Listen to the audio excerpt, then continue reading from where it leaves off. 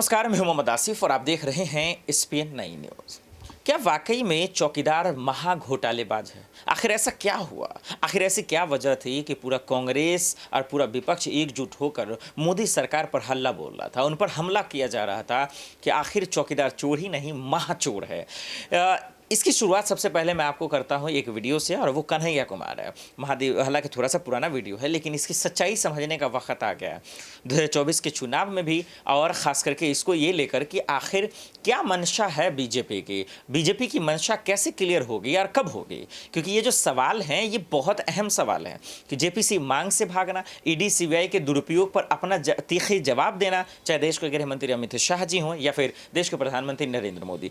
लिहाजा ऐसे में सवाल ये है कि आखिर इसकी सच्चाई का पता लोगों को कैसे चलेगा। चलिए बारीक से आपको समझाते हैं और बताते हैं कि दरअसल कन्हैया कुमार इस मसले को लेकर खुलासा कैसे करें। जरा गौर से सुनिए।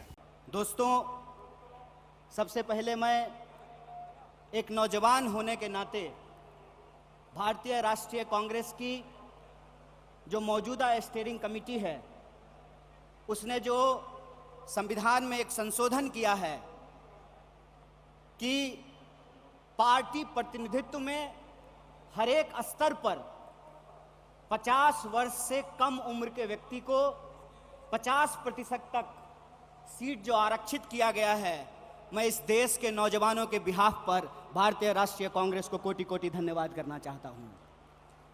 दोस्तों, मैं समझता हूं कि ये एक महत्वपूर्ण रेजोल्यूशन है। महत्वपूर्ण रेजोल्यूशन इसलिए है कि आप सब जानते हैं कि भारत दुनिया का सबसे नौजवान देश है। दुनिया का हर 5वां नौजवान कोई ना कोई भारतीय है। ऐसे वक्त में देश की दशा क्या होगी, देश की राजनीति क्या होगी, समाज का स्वरूप क्या होगा और हमारे आने वाले भविष्य का मुस्तकबिल क्या होगा, इसको इस देश का नौजवान तय करेंगे। कांग्रेस पार्टी ने इस बदलाव को महसूस किया है, उसके लिए हम अपने वरिष्ठ नेतृत्व को बहुत बहुत धन्यवाद देना चाहते हैं। दोस्तों, आज जब रायपुर में देश की सबसे पुरानी पार्टी उसका 50वां महाधिवेशन हो रहा है, तो हमारे सामने कुछ महत्वपूर्ण सवाल हैं और उन्हीं महत्वपूर्ण सवालों पर चर्चा करने के लिए यह हमारा डिस्कशन हो रहा है, यह प्लेनरी सेशन हो रहा है।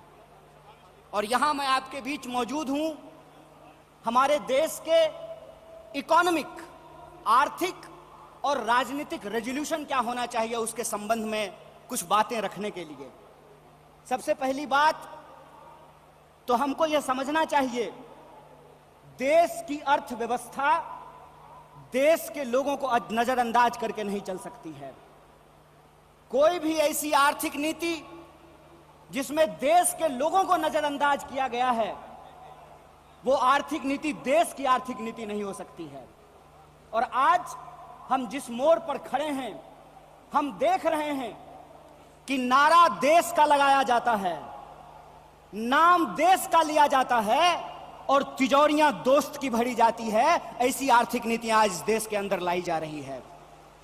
मेरा एक सीधा सवाल है इस देश के हुक्मरानों से, कांग्रेस पार्टी का एक आम कार्यकर्ता होने के चलते, कि ऐसी कौन सी ऐसी नीति है कि देश गरीब हो रहा है। हमारा आर्थिक आंकड़ा हमको बताता है कि देश में सबसे ज्यादा बेरोजगारी है आज के वक्त में। कोई ऐसा सेक्टर नहीं है जहां बेरोजगारी सर चढ़ करके बोल नहीं रही है। आप तमाम सर्वे उठा करके देख लीजिए, लगातार अमीर और गरीब की खाई बढ़ती जा रही है। इस देश के संसाधनों पर मुट्ठी भर लोगों का कब्जा होता जा रहा है।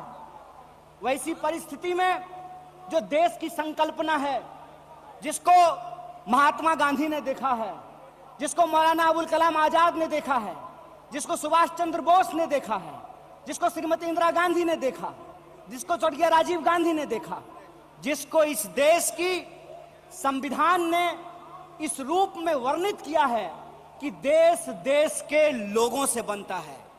जब देश देश के लोगों से बनता है तो आप मुझे बताइए कि देश कैसे गरीब हो रहा है और देश के दो चार पूंजीपति कैसे अमीर हो रहे हैं, यह कौन सी ऐसी जादू की छड़ी है जो मौजूदा सरकार चला रही है? आप मुझे बताइए कि आम लोगों की आमदनी घटती जा रही है और देश के एक दो पूंजीपति दुनिया के अमीरों की सूची में जाकर के शुमार हो जाते हैं। मैं यहां यह बात स्पष्ट कर देना चाहता हूं, हमारी पार्टी अमीरों के खिलाफ नहीं है, हमारी पार्टी पूंजीपतियों के खिलाफ नहीं है, हमारी पार्टी उद्योग धंधों के खिलाफ नहीं है, हमारी पार्टी उद्योगपतियों के खिलाफ नहीं है, लेकिन हम ऐसा देश नहीं चाहते हैं जहां आम लोगों के पास रोटी नहीं हो और प्रधानमंत्री के पास चलने के लिए 8,500 करोड़ का विमान हो। हम ऐसा देश नहीं चाहते हैं कि इस देश के आम लोगों के हाथ में शिक्षा नहीं हो, कलम नहीं हो, स्लेट नहीं हो, कंप्यूटर नहीं हो, मोबाइल नहीं हो और इस देश की जो सरकारी संपत्तियां हैं, बीएसएनएल के बारे में क्या कहा गया? बीएसएनएल के बारे में कहा गया बीएसएनएल का मतलब होता है भाई साहब नहीं लगेगा। अरे भाई साहब नहीं लगेगा तो आप मुझे बताइए कि जियो धन धनाधन कैसे करेगा? यह सवाल आज इस देश के सामने खड़ा है। सरकार क्या करेगी? यह सवाल मैं पूछना चाहता हूं इस देश के नीति निर्माताओं से कि अगर एयर इंडिया नहीं होगा, जब देश में नहीं होगा एयर इंडिया, तो आप बताइए क्या करेंगे ज्योतिरादित्य सिंधिया? जब एयर इंडिया नहीं होगा, जब रेलवे नहीं होगा, जब बीएसएनएल नहीं होगा, तो मैं कहता हूं कि इस देश में मंत्री की क्या जरूरत है? जब देश में जनता नहीं होगी तो फिर इस देश में सरकार की क्या जरूरत है? जब देश में स्कूल नहीं होगा, अस्पताल नहीं होंगे, सड़कें नहीं होंगी, तो आप मुझे बताइए कि फिर संसद की क्या जरूरत है? इस देश की जो पूरी की पूरी संकल्पना है, उस संकल्पना को आज एक बार फिर से कांग्रेस के राष्ट्रीय महाधिवेशन में पुनर्विचारित करने की जरूरत है। देश का मतलब होता है देश में रहने वाले लोग। डीडी नेशनल पर एक कार्यक्रम आया करता था, नेहरू जी की किताब है discovery of India. Discovery of India के एपिसोड में नेहरू जी आम लोगों से पूछते हैं कि बताइए कौन है भारत माता? किसको भारत माता कहते हैं? भारत माता इस देश में रहने वाले लोग हैं। जब हम भारत माता की जय बोलते हैं तो भारत माता की जय बोलने का मतलब है इस देश के 140 करोड़ लोगों की जय।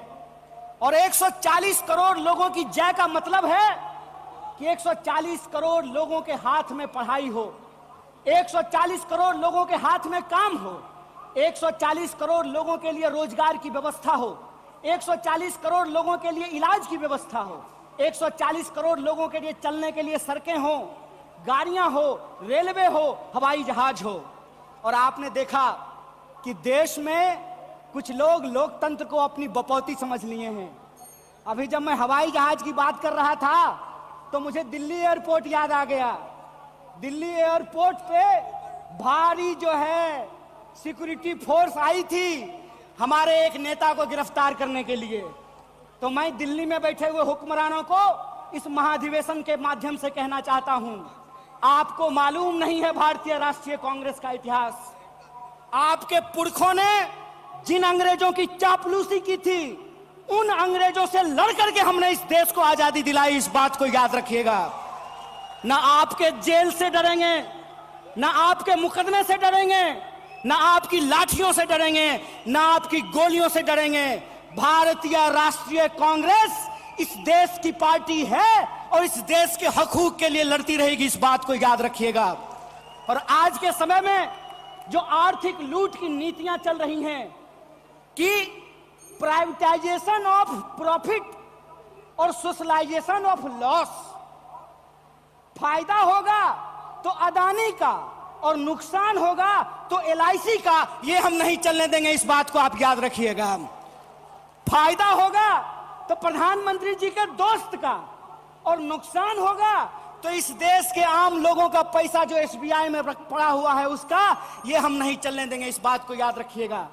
इसीलिए हमारा पॉलिटिकल और इकोनॉमिक रेजोल्यूशन ये है कि भारतीय राष्ट्रीय कांग्रेस इंडियन कॉन्स्टिट्यूशन का सेफ गार्ड है।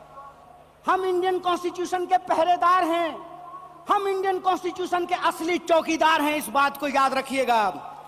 और इंडियन कॉन्स्टिट्यूशन इस बात को रिजॉल्व करता है, we the people of India.